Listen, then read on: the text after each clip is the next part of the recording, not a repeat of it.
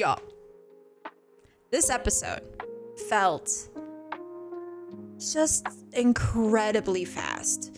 It went by so fast. And like, I honestly was not sure where we were going to end this season. Like, to be for real with you guys, I honestly thought there was another episode coming. I didn't think that this was the last episode. And then very quickly, when the end of the episode ended, I was like, it's probably the last episode. So I was quite surprised about how they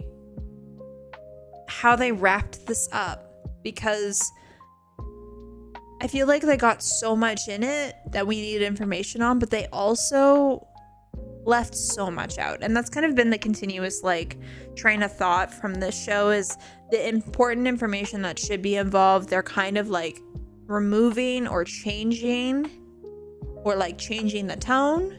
And then the stuff that like isn't necessarily important, they throw in, or they change the narrative. So this felt very similar, although I will say they had to pull in some elements from the game in order to progress the story, because we were missing information. I had to include this photo because this entire scene, this entire breakdown of the part of the episode felt unnecessary and a little bit like over dramatic, because Ellie's not really had run-ins with the scars in the show.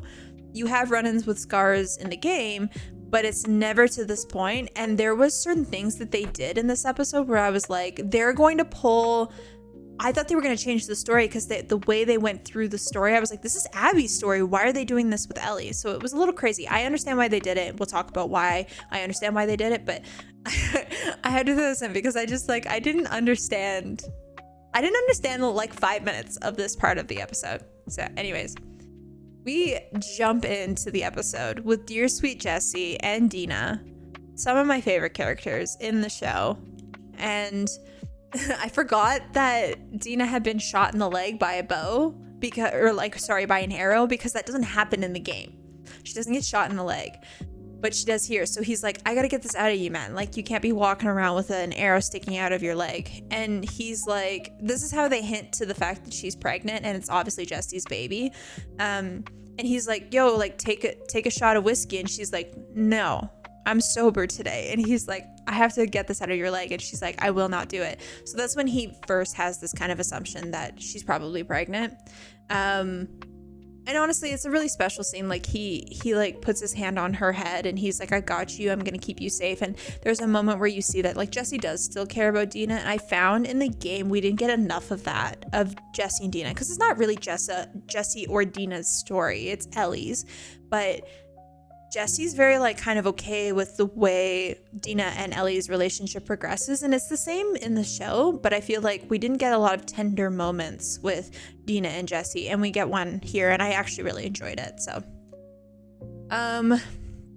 Ellie comes back from murdering, is it Nina? I think her name's Nina. And in the game, this is a very powerful part of this is a very powerful scene. Dina's wiping her back, she's cleaning her off because she's like scratched up, she's covered in blood. She had just come back from murdering, I want to say her name is Nina, but that might be wrong. And she starts to realize that like her grasp of reality when it comes to like where her morals lie, what she's willing to do, has now changed. And it's a very emotional, it's like a heart-wrenching story, or like part of her kind of story to watch. It felt the same here, but Dina makes it more personal in the show. When Dina's hearing Ellie talk about it in the game, Dina has a little bit more kind of like clarity to like think logically when Ellie's explaining this to her. And in the show, Ellie's explaining that like she didn't know who the wolves were, she didn't know who Abby's group was, but she had a hunch because she knew what Joel did. Now, this, you know how I said earlier in one of my recaps that we were gonna see the aftermath of the writers making choices that didn't fall into the game, and how they were gonna have to like scoot around that. This felt like that. So for anybody who hasn't played the game, Dina, in the show, Dina is with Joel when Joel dies. She's the one that Joel is doing rounds with when he's like, when they're checking the perimeters. In the game, it's Tommy. So this entire time in the show, Dina's been supportive. She's been really like headstrong to the fact that like Ellie and her have to go and stop these people. But I very quickly, when I was watching this episode, and it's crazy because I should have thought about this. I think this was a me issue, honestly, but I forgot that Dina didn't know why Joel died. And so when Ellie tells her like Joel died because he murdered Abby's dad, Dina's whole demeanor towards Ellie and I think towards the situation changes. And that's when I realized how I've been talking about the last few recaps of like Dina is Ellie's moral compass. She has to kind of like pull her back to reality and show her why her choices are maybe a little bit savage or barbaric or not reasonable. This is where the shift happens. You see it in Dina's character where she realizes this whole time she's been chasing ghosts with Ellie. When Joel started the whole incident, it wasn't just like some people who came to murder Joel. This happened because Joel murdered Abby's dad. And that's when I realized like, oh yeah, she doesn't know. So we see the shift. Dina immediately like recoils into herself and she's like, you can wipe the rest of your back. I'm good. And then she like lays back down. So it was a bit of a weird scene the way it ended. She doesn't know in the game who the wolves are, but she always has this like idea as to why Joel died. It isn't until she like talks to Tommy that they start to understand, because Tommy was the other person. So this is the other thing. This was the other thing that I didn't fully understand. Was like in the show, they brought Dina as the recipient of Joel's death, aside from Ellie, right? She was the one that was with Joel before Joel died. In the game, Tommy was with Joel, and Tommy knew what Joel had done. Tommy was the only other person outside of Ellie who knew what he had done in the hospital. So it made sense for Tommy to be there and for Tommy to chase after the wolves and go to Seattle or it almost like reaffirmed it because he understood everything. He knew what had happened. Dina has no understanding of what's going on. And so it was a moment where I was thinking about the narrative of the game so much that I had forgotten that they had changed the story in the show, with Dina being the one who saw Joel last before he died, aside from Ellie. And so there's still this scene where Ellie tells Dina like the information that she was withholding, but Dina's a little bit more like objective and logical about it. She doesn't take it as personally because she didn't encourage it in the first place. She said she would follow Ellie to Seattle, but she didn't start the conversation.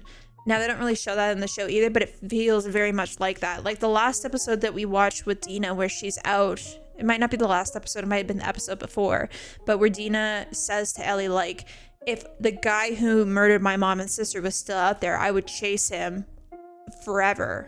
It's like, oh, okay, this feels very much like main character energy from Dina.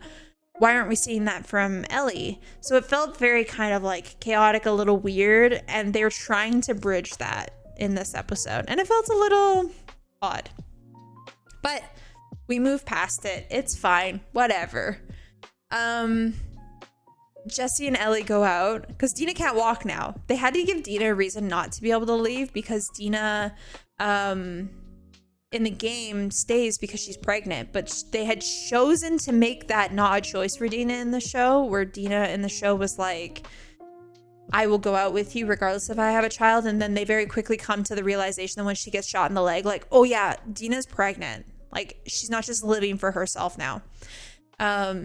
So Jesse and Ellie go out. Jesse has a conversation with Ellie and he's like, okay, I know you guys are dating. Like, I know you guys are in love. And she's pregnant, right? And Ellie, like, very terribly, can't lie, is like, oh, man. And Jesse's like, wait, she's pregnant? And Ellie's like, I thought you knew. And Jesse's like, no, I had a hunch. So it was like a funny interaction. I genuinely can't remember how it happens in the game, but I feel like Dina tells Jesse. I can't remember, but we see it. We see the interaction between Jesse and Ellie. From here, they get caught in the middle of like an attack of a scar from the wolves, and again you see this like savagery. You see the difference of sides that are in Seattle, and Ellie wants to go and save the Scar kid, and Jesse's like, no. And Ellie is like, who are you to play God? Like, we need to help people. And he's like, if it doesn't benefit the community that we are from, then it doesn't matter, kind of thing. So again, we're drawing lines in the sand. Ellie's like, I will, which this is like the craziest thing, is like, I hope that they bridge this moral gap, because they're really drawing this line in the sand that like Ellie is the Punisher. She is the justice influencer. She is the person who's going to bring justice to everybody. But for anybody who knows the game, you know that she changes her morals completely when she, like, at the end finds Abby. So I will say, seeing this from her and being like, it's a kid, we can't leave him, to where we know the direction of the story will go, unless they choose to keep, like, remove it, which they shouldn't, because the interaction between Abby and Ellie when Lev is in the boat is a huge moment for you to realize that, like, Ellie has now thrown caution to the fucking wind. Like, all she wants is justice. She just wants to get rid of Abby. That's all she's looking for. And so for them to kind of be like different moral sides between Jesse and Ellie, and for Ellie to be like, yeah, revenge is very much like what it turns into. It starts off as justice, and then and she hides it behind this like verbiage and like mindset of it's just justice. And very quickly, as you start to see the story, you realize it's revenge. And that's why Abby did it. Hashtag justice for Joel. So this was also a very interesting scene to be like, okay, we're fleshing out the characters a little bit. Then, like, I shit you not, like, immediately, we switch gears into the episode entirely, and they're like, okay, you want action? I'm gonna give you nonstop action. And I'm like, I'm getting like plot, like, whiplash. Like, it happens so quickly. So they get radio that, I'm gonna change the song. They get radio that there's something happening where Tommy is. So Tommy's, the reason Jesse and Ellie have left is to go look for Tommy so they can leave. And Tommy is pinned down by a bunch of wolves as a sniper. We saw this in the game earlier, but they don't really flesh out why Tommy's there. And so Jesse's like, we gotta go find Tommy. And Ellie's like, fuck Tommy. The Ferris wheel and the aquarium is where Abby is. And so Jesse's like, are you coming with me? And Ellie's like, no, I'm going to find Abby. So immediately, like, there's so much more like looking for Abby and finding people and like getting rid of Abby's crew that they skipped over entirely. So you're immediately brought to like a big pivotal part of the story. Now, this entire season, we don't see Abby at all, other than when she murders Joel. It's the same in the game, but we get more nods of where Abby is in the city from Ellie's perspective before we move to Abby's perspective. We don't really get that in the show as much. And so for people who haven't played the game, I could see that being very confusing as to like, you see this person come into the show, episode 2, murders a main character, and then like just fucks off for the rest of the show. And I can see it being kind of confusing of like what's going on. And I would assume that season 3 is going to fill in the blanks the way that the game did for us, but not as they're gonna have to do it in a much more intentional way because they skipped a lot. So Abby gets in a boat and she's taking towards the Ferris wheel, which like the Ferris wheel on the dock in Seattle, that whole scene feels so like, I don't want to say I get like nostalgic, but it's a very nostalgic place for me because we're in that aquarium for a long time when we're with Abby. But then she like goes to an island instead, and on the island she gets caught by Scars. And then the Scars are like, we got you. They're about to hang her, which I gotta skip forward. Oh yeah, so this whole conversation happens. This isn't super important, but again, it's just Jesse and Ellie. I'm forgetting that I have a PowerPoint while I'm talking to you guys. I'm sorry. My brain is all over the place with these episodes, just like the episode was. Basically, Jesse's talking about like how he ultimately everything he's doing for the community. It's not just him. He can't be selfish. And Ellie's very much like, do what you want. So Ellie gets onto this island. She gets caught by the scars, and I could not find any photo evidence of like what actually happens, but they're going to hang her, and then they're going to use their scythe to do what they do. And as it happens, as it's about to happen, which anybody who's played the game, this doesn't happen to Ellie. This happens to Abby before Lev comes in. So I'm sitting here waiting for Lev to show up because I'm like, what the hell is going on? And then very quickly they hear an explosion. The village is under fire. And that's when I realized, oh, we're like actually jumping to the end of Ellie's story here before at least the end of Seattle. So Ellie goes on this island and then she gets caught and then she leaves. Like it's the strangest 5 minutes that you watch. And the reason I can understand why the writers did this is because they wanted to bridge the gap of what's going to happen in the village when Abby's in there with Lev. And like you hear of it when you're Ellie, but like she's not thrown into the fire like this. I don't remember her being thrown into the fire like this unless my memory is wrong. And it could be. So it was a very odd scene, and it was like all of a few minutes. There was no like fleshing out what happened. So people who are watching this could very well be like, what the hell just happened? And if you hadn't played the game, you even more so are like, what just happened? So I just found it so crazy how much they were like, yeah, let's just like sprinkle some of that in, but say nothing. Like just throw 5 minutes in and absolutely say nothing. It was interesting. And that is very quickly when I realized where we were heading with this episode. The entire time I was watching this episode, I didn't know where it was going. Mind you, this entire time I'm watching this episode, I think we have another episode to go. And then when this happened, I went, we don't have another episode to go. So Ellie shows up to the aquarium, and at this point she finds Mel and Owen fighting. And she's like, I need you to tell me where Abby is now. And Owen and Mel are fighting about Abby and wanting to leave. And Ellie overhears all this and she's like, tell me where Abby is now. And as Ellie's trying to interrogate them, Owen tries to attack her. She shoots Owen. And Mel gets kind of like the withdraws of that bullet. She shoots Owen, goes through Owen, and hits Mel. As this happens, that's when Ellie realizes Mel's pregnant. And in the game, very much in the show too, it's a moment where you realize morals are gone.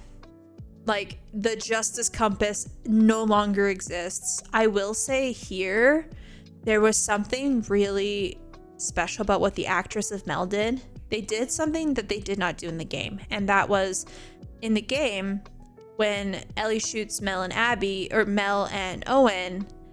Owen is the one who tells Ellie that Mel was pregnant, and then she realizes it. Here, Owen dies immediately, and then Mel tells Ellie, I'm pregnant. Yeah, how does she die then? Because in the show, it's like she stabs her in the neck. That's what it is. So in the show, it's like a bullet that like grazes her neck and like cuts her neck. So it's of the same idea. And doesn't Mel attack Ellie in the game and then she shoots Owen? Like there's like Mel plays more of a contributing factor when they're trying to get away from Ellie, from what I remember. I do remember Owen dies last and he tells Ellie that she's pregnant. In the show, Owen dies and Mel's alive. Well, she's bleeding out. She tells Ellie, cut the baby out. And Ellie's like, not a doctor. And as Mel's dying, she's talking Ellie through cutting her baby out. And very quickly, Ellie realizes that she's dying because Mel thinks that's happening. She's like, you're doing great. Like, is it out? Is it out? And then she dies. And Ellie hadn't even started. And there was something really kind of gut-wrenching about that, realizing that, like, as a mother, she just wanted her baby to be okay. And then Ellie having to walk away, the baby not being out of Mel. Like, there was something, like, really, it just made my stomach twist. And it was really because of the performance of Mel's actress. So I did really like that.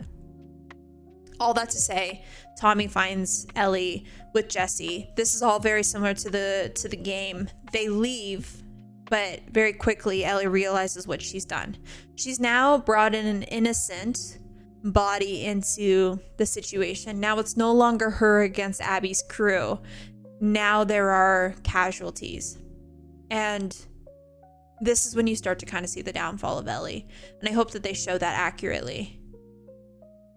Owen provokes Ellie. Ellie shoots Owen. Mel grabs a knife, attacks Ellie. Okay, yes. Ellie turns the knife on Mel, stabbing her in the neck. Yes. Yes. I was like, I remember Mel being more of a, like, in the show, Mel is, like, much nicer. Mel's not that awful in the game either, but, like, in the show, Mel puts Dina to sleep because she's like, I don't want you to see this, but she's kind of resistant to the whole process. The same thing with this, like, Mel doesn't want to be involved in this process at all. It's the one who Owen, like, tries to attack her. So there's a difference in character happening here with Mel. So I'm curious to see where her character fleshes out in Abby's season, because that's really where you start to see the divide of personalities between Owen, Mel, and Abby. Because, like, Mel kind of just shows up once Owen and Abby break up, and then she's pregnant. Well, like, she doesn't just show up, but, like, you know what I mean? Like, now their stories are changing. So this was very similar in the sense of the outcome, but they changed it again. Yeah, I'm also curious to see what happens with Owen's character, because I didn't really love Owen's character in the game. I found Owen to be a little selfish for a guy who seems to be very, like nice is the wrong word, but, like, he's like the leader of the pack. He's like the one who tries to, like, steer everybody in the right direction. And this whole in the game, the entire time, he's kind of just shitty to Mel, and he's obviously still hooked on Abby the entire time, and Abby doesn't want to look at Owen because of how Owen reminds her of her dad's death.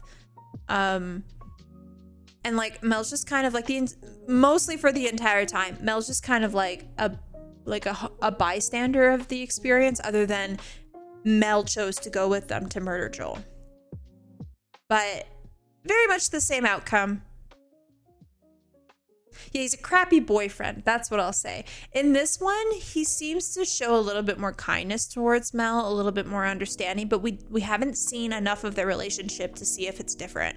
And we also haven't seen enough of Owen and Abby together to see where they stand with each other. I will say, like, Abby's assertiveness in the game with Owen makes Owen seem like a little bit more, like, Abby and Owen are in the exact same playing field in terms of personalities. Abby doesn't overpower Owen, and Owen doesn't overpower her, although Owen's a little softer than Abby.